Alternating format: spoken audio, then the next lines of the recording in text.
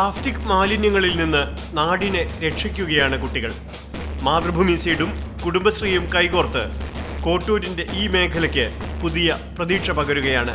Christmas അവധിക്കാലത്ത് plastic മാലിന്യങ്ങൾ പ്രദേശത്തു നിന്ന് പൂർണ്ണമായും ശേഖരിക്കും. ബംഗളൂരുവിലെ കെമിക്കൽ ലാബുമായി ചേർന്നാണ് പ്ലാസ്റ്റിക് സംസ്കരിക്കുന്നത്. പ്ലാസ്റ്റിക്കിനെ സ്നേഹിക്കുക എന്നാണ് ഈ പദ്ധതിയുടെ പേര് തന്നെ.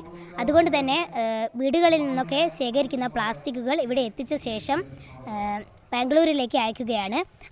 അവിടെ എത്തിക്കഴിഞ്ഞാൽ അത് പുനരുപയോഗം ചെയ്യും. പ്ലാസ്റ്റിക് ബാഗുകൾക്ക് പകരം തുണിസഞ്ചികൾ വിതരണം ചെയ്യാനാണ് പദ്ധതി.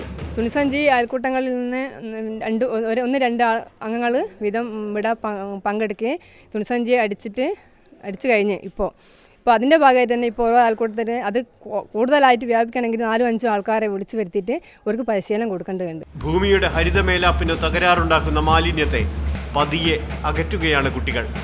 തൃക്കുറ്റിശ്ശേരിയിലെ ക്രിസ്മസ് താരകത്തിന് ഇക്കുറി പുതിയ തെളിച്ചമാണ്. മാതൃഭൂമി ന്യൂസ്, കോഴിക്കോട്.